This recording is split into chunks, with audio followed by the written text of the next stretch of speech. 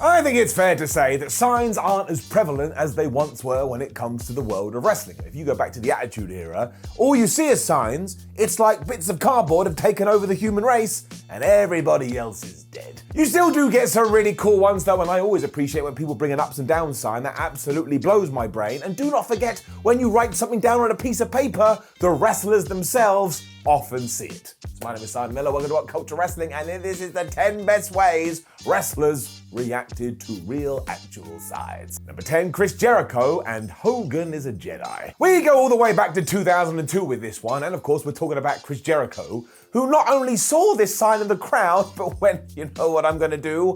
I'm gonna reference it in a promo later. Of course, around about this time is when Star Wars Episode 2 Attack of the Clones came out, and I don't want to talk about that because I'd like to remain happy today, which meant, yes, a bunch of fans were like, oh, I love Star Wars, it's the best thing ever. Why don't I combine it with wrestling? So when Chris Jericho did see this, and given that he was feuding with Hulk Hogan, he said, whoever brought that stupid sign to my show, you are an idiot. How can you call Hulk Hogan a Jedi when basically he's one massive dumpster fire? This fan must have had the time of his life as well, because later on when they were having a fight, Hulk Hogan found him and allowed him to slap Chris Jericho right around the face.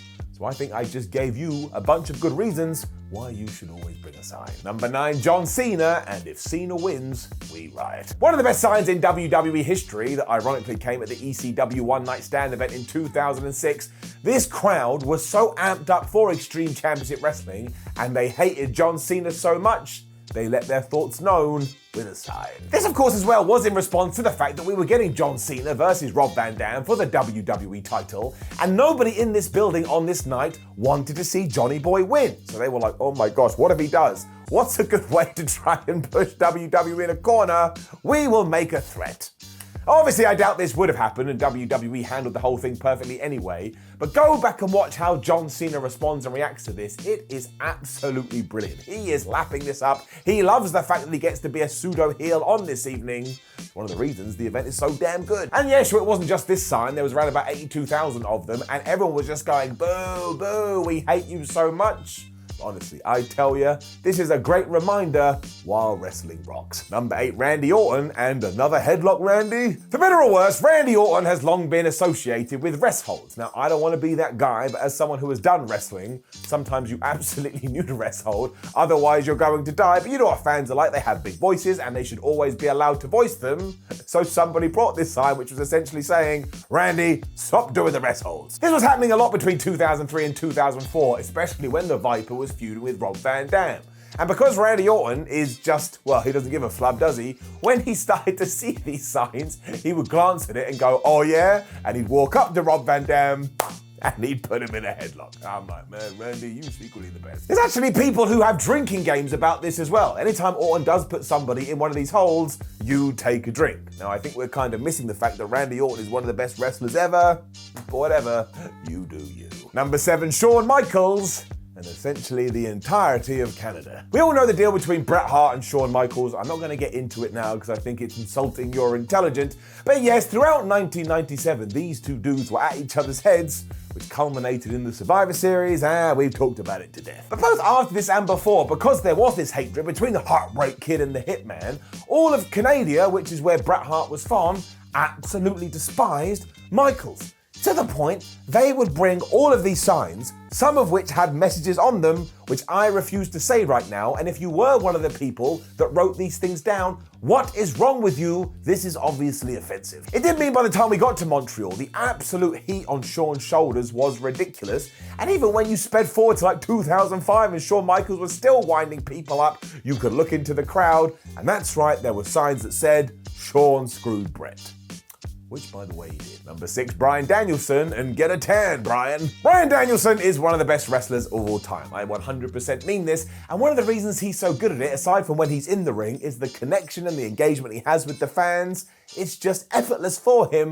We just love him. Back in December 2005 in Ring of Honor, when Bryan was competing for the ROH title against Roderick Strong, though, he happened to notice one sign in the crowd that said, Bryan Danielson, why don't you get a tan?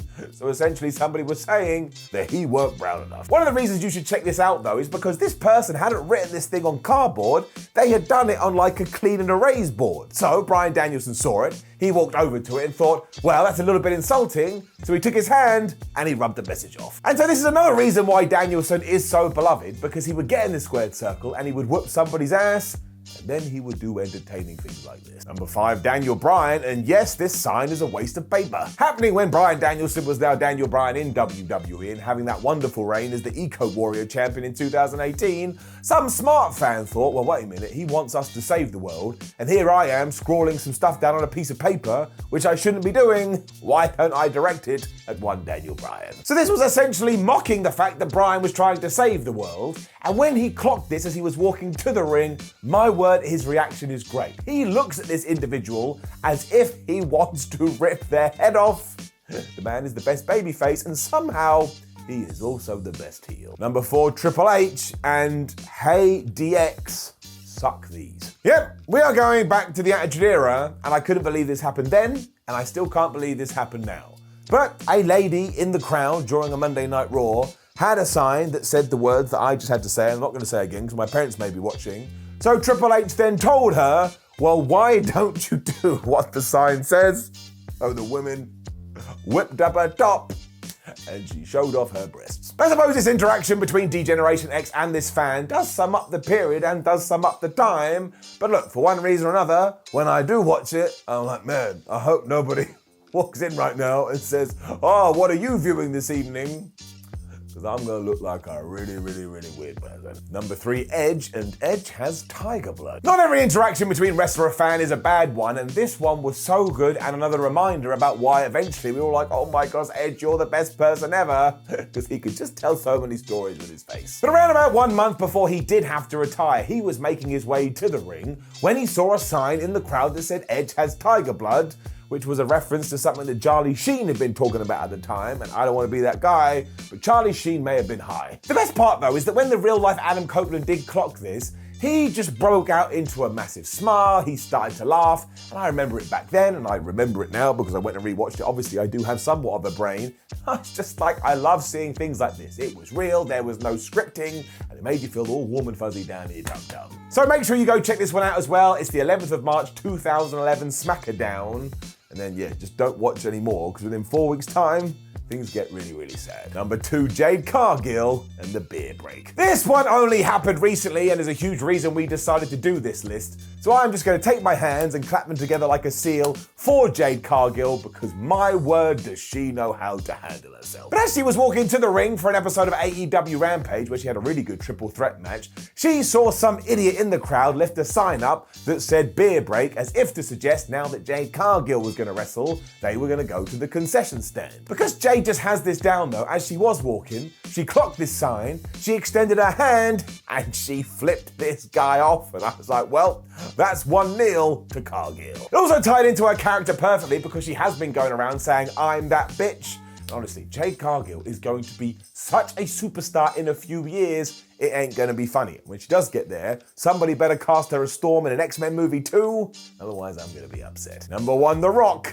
and Die Rocky Die. Now we all remember this if we were watching WWE or WWF at the time, because it was down to signs like this that Dwayne Johnson decided to become The Rock and say goodbye to Flex Kavana or Rocky Maivia or whatever the hell he was calling himself, and pretty much set himself on a path to stardom where he would absolutely destroy the world. I mean, that's one powerful sign. This was also matched by the fact that arenas kept going, Rocky sucks when he was trying to be a good guy. But the reason you have to double down on the sign is because The Rock mentioned it in his promo after he had gone heel.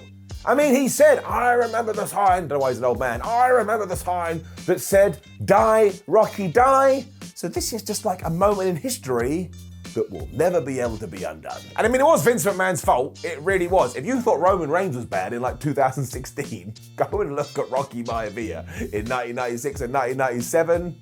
You will laugh your ass off. Know any other wrestlers that reacted really well to signs? Make sure you let us know in the comments below, and don't forget to like the video, share the video, and please do subscribe. Then head over to whatculture.com where you can read articles like this with your eyes. Make sure you come follow us on social media and watch a bunch of other videos because that's what they're there for. My name is Cyber What Culture. Thank you for following and thank you for joining me as always.